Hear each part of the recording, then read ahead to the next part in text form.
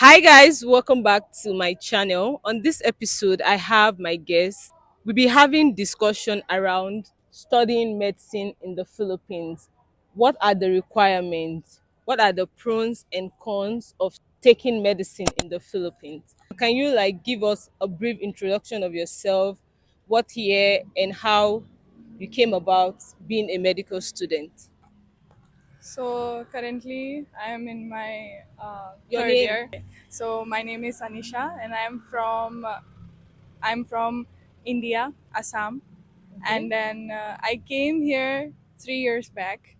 I'm already in my third year, and I'm going to be in clerkship soon. So it's been a lot of sleepless nights. It's been a lot of hard work and a lot of sacrifices, I will say, to leave my family and to be here. And yeah, it's a journey of all those things.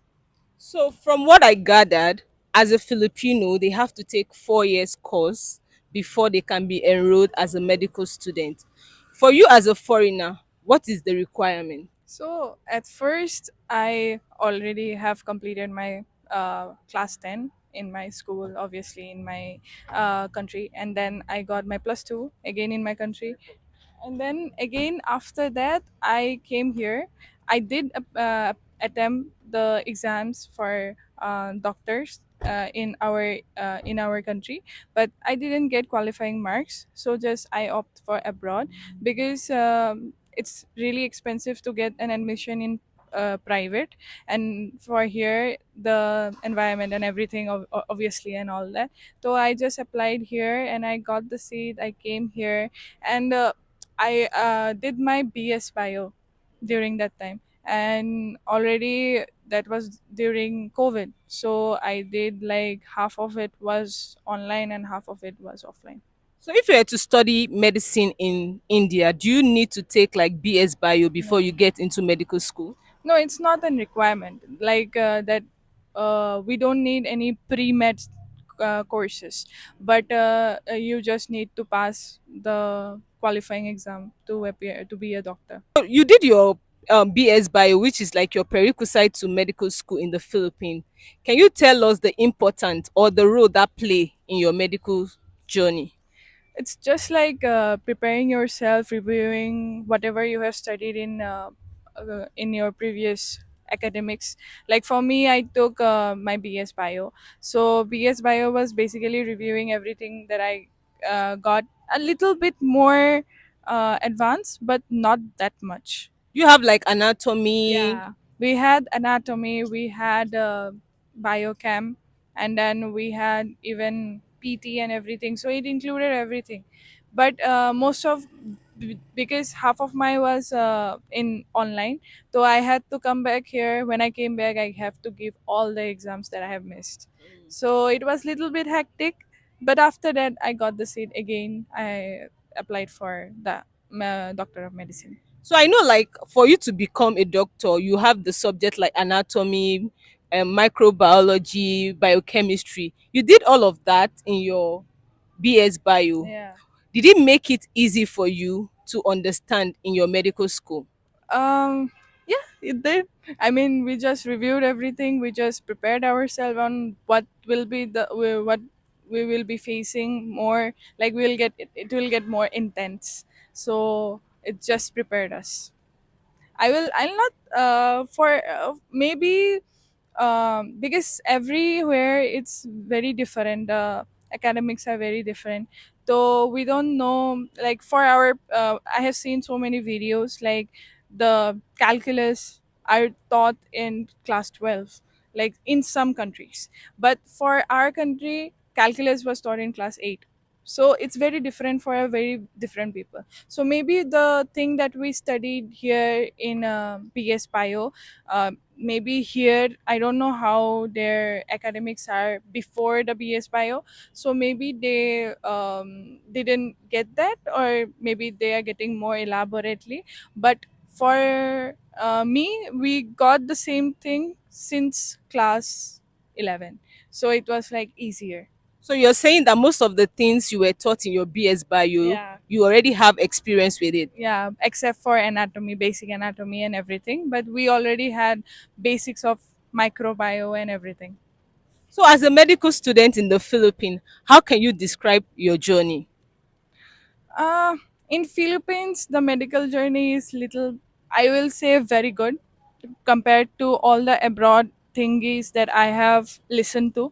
Because here we get the, obviously the academics is everywhere, that it all depends upon ourselves, how we study, how we make our time. Because knowledge is everywhere, you can go to YouTube and then any videos, or you can like go for any books which is on, because most of us carry iPads, so we just download, we don't need to buy, there is no payment also. So I will say in during my first and second year, I just mostly studied from Ninja Nerd and all those platform, because I those were more better, like I understood better. But some of our classes are really good, but it's not very possible for one doctor to attend. For our class it's like 100 people now, but in first year it was like 200 people.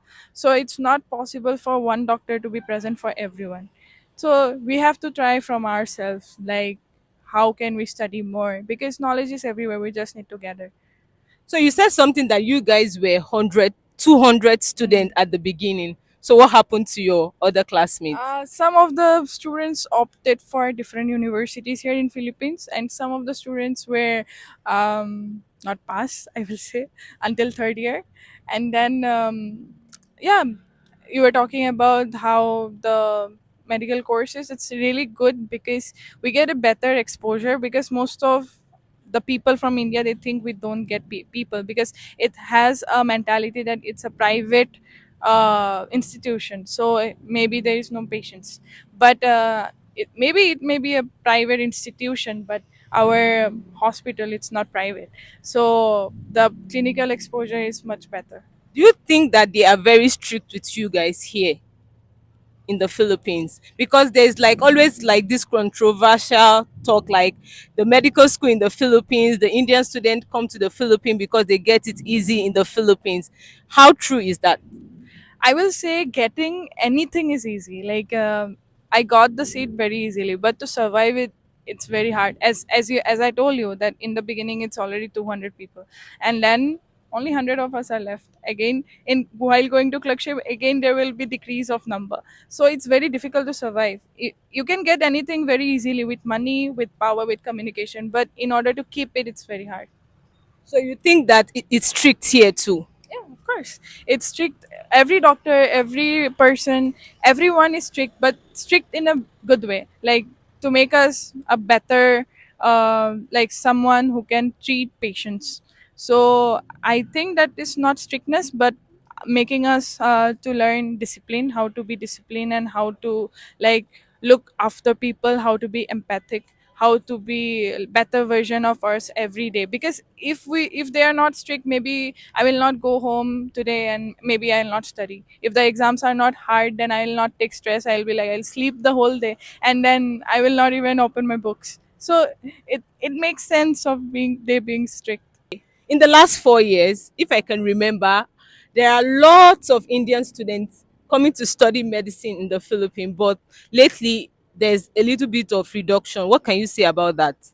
The little bit of reduction is because of the government of India. They are like the what do you say, the eligibility criteria always changes. Like there is always a thing, there is always a question mark in their head that will, okay, because most of the Indians who are coming here, they will obviously want to go back, but some of us are someone who wants to study abroad only, like they don't want to go back to India or do anything. Or some of us have families abroad, so they want to opt for any course in future in abroad only, so they don't want to go back to India.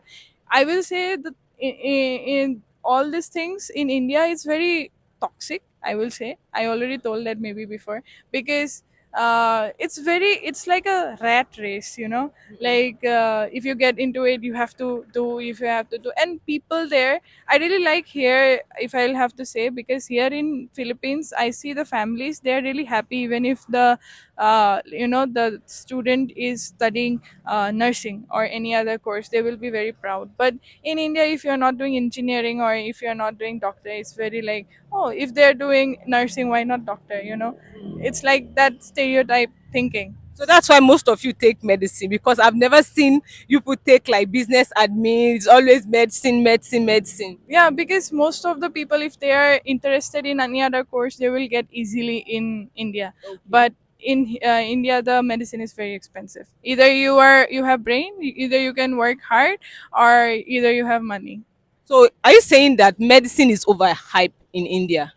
Yes, Because it's overhyped everywhere. no, but I think in India it's really, really overhyped, because like why is 1,000 Indians studying medicine? Like every school you go, you definitely find, One Indian studying medicine. yes, it's not even one, every Indian.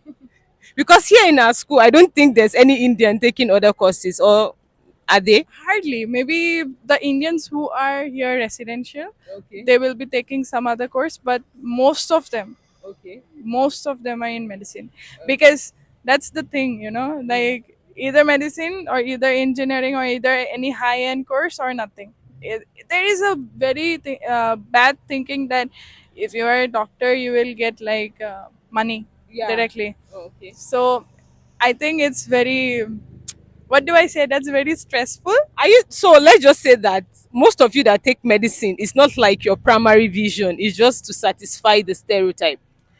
uh Actually, the interest when came from us only, like we want to opt for it, but maybe in between this whole process that died.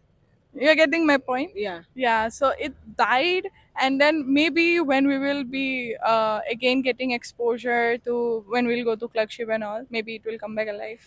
I hope it come back alive, but the whole procedure is very exhausting, you know. Taking exam every day, different exams, maybe 2 or 3 exams in one day. And again, there are even instances where we have to go to Hospital. see Mm-mm. a patient hospital, come back here, attend a class, then we have an exam, we have to give the exam, again go to hospital, because in one day we had two wards. So one may be medicine, one may be pedia. So like 8 to 10 maybe pedia, and 3 to 5 maybe medicine. You So look exhausted. yeah, of course I'm yeah, it's my end year right now. So next year I'll be going to clerkship, maybe, hopefully, fingers crossed, on You January. can do it. Of course. So as a foreigner yourself studying medicine in the Philippines, do you think if any foreigner would take that decision, that would be a best decision at this point in your journey? See, when I came here, I didn't know anything like this controversy was going on. But when I got to know, I called my mom and I cried to her that what is going on, what will happen. I'll just tell whatever my mom told me. My mom said to me, if I have taken a step, I should complete it, whatever it is. Like, God be with me. Maybe I will go back to India. If not, there will be several other ways. I know my potential well, that I will do something in life. So it's very whatever I do, I won't be a wasted potential. Like, it won't go to waste. I will do something in order to feed my family, in order to like feed me and get my own things done. I will do something. If not medicine, I will do something else, even if it is eligible or not. But maybe by grace, maybe I will be eligible. So your Whatever. eligibility in India is not 100% right Yeah, now. yeah, yeah. But I don't want to take that pressure, because that pressure is very bad. Whenever I have that pressure in my second year, I don't want to study. I will be like, oh, whatever I will do, it's no use, because I'm not going to go back and all that. But it's waste, because it's like, if I have started something, I'll just end it, and then we'll see whatever I can do or not. But can you go abroad to like Yeah, advance it? yeah, we can do all those things, but in order to go there also, there are some criterias that you need to fulfill, like maybe internship and all that. I think different exams has different criteria to be fulfilled. But lately, you know, I have just realized something, that I was never good in studies. You know, I was always I always thought myself that before I came here, before class 12, maybe in my high school, senior year, everywhere, I was very good in studies. How come I am not getting marks as how I am expecting? Because at that time I really worked hard. I didn't sleep, I didn't do. And the most thing is, I was at my home, so my mom was there to take care of me, give me food and all that. But here the problem is, if you're staying alone, you have to look after your food, and that will make you exhausted. Like 3 to 4 hours will go there only.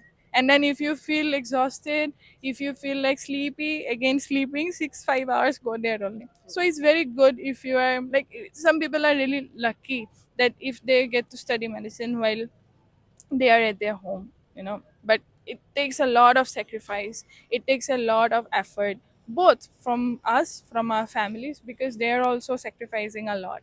Yeah. Then coming here, if someone is started already, it's okay, it's better to finish it, get the degree, and we'll see whatever we have done.